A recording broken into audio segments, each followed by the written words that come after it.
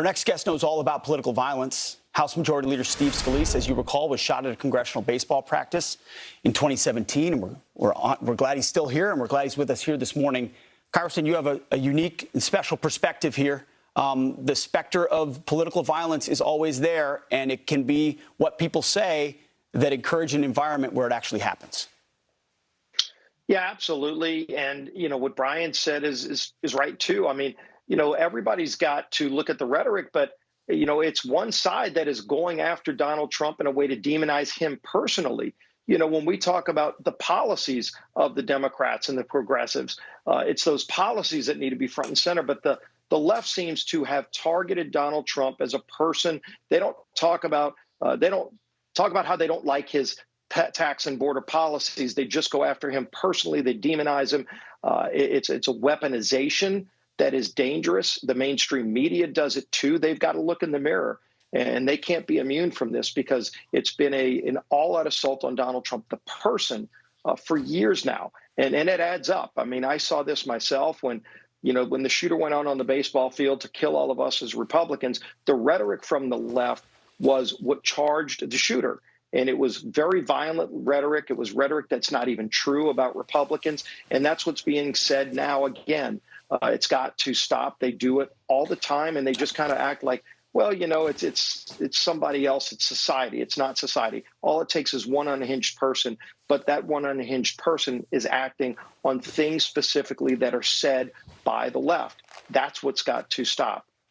Well, Congressman, as much as we say it's got to stop, your own personal experience sadly suggests it will not stop. It didn't stop after what happened to you. And as Pete and I were just discussing, it's the central theme to Joe Biden's reelection campaign in 2024, that Donald Trump is a would-be authoritarian on the edge of dictatorship and been compared to Hitler. Do you have any real hope, based on your personal experience and what you know about this reelection campaign, that they're all of a sudden going to stop with this rhetoric? Well, I think one of the only reasons they do it is because they think it works for them. And when it stops working, that's when it's going to stop. And I think most Americans were disgusted by what they saw. People that will tell you today they won't even vote for Donald Trump thought yesterday was a disgusting day, that, one person tried to literally just take out the leading candidate for president of the United States. I mean, this is not a third world country. We can't tolerate third world activity in the United States. And if it were not for the hand of God, and believe me, God was on the ball field performing miracles. And that's the only reason that me and about a dozen other members of Congress weren't taken out that day. There were miracles that day. Yesterday, there were miracles.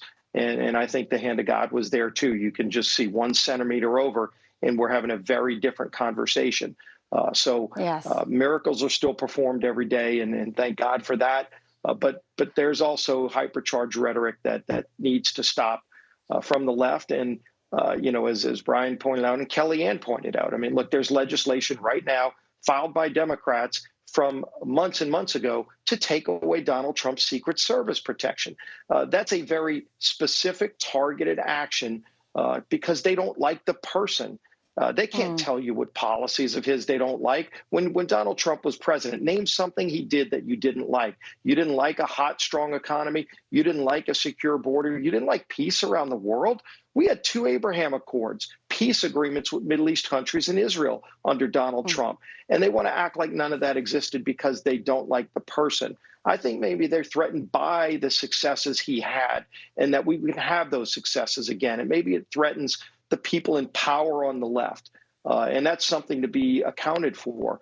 But at the same time, what Donald Trump himself puts himself and his family through, thank God he does, because any other person that's not as strong as Donald Trump might have given up a long time ago. But this man is strong, and he knows he's fighting for a movement. He's fighting for all of those people that show up at rallies that are putting the signs out, that go to boat parades and put Trump signs on their boats. Right. You don't see that for any other elected official, and it's because he is the representative of a movement. Well, Steve, you are strong, too, and we are so grateful for the miracle that saved your life. I had dinner with you just last month, and it was wonderful to see you. You're bearing the scars of that. You're still dealing with the injuries of it, and you're still standing, too, and we love you, and thanks so much for joining us this morning. Your words are very heartening. Thank you. Thank you, sir. Well, Thank you. God has a plan for all of us. God bless you. Thank you. God bless you.